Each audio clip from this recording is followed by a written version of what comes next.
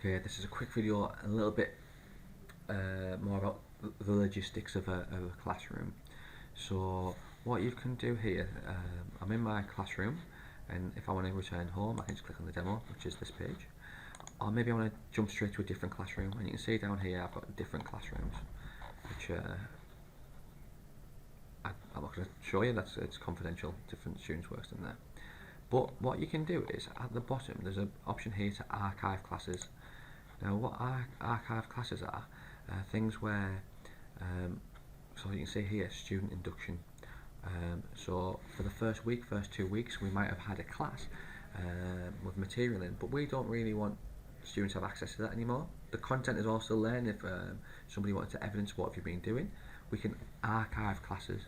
Now if you want to reinstate them, it's easy, it's just to restore them. But what I can also do, if I go to my demo class, I tell a lie, if I go to my classes, my home page, and I can just click on archive. So what you can actually do is, you can set up all of your content, your material, all ready to go over the summer or wherever it may be, and archive it because you don't want it to appear on your home screen.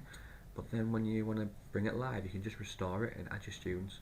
So this video is a little bit about housekeeping and archiving, but it's a good little feature. I was pleasantly surprised. I've done several units this year, and every time I got close to doing a unit, I thought, I'm going to have to create all the content.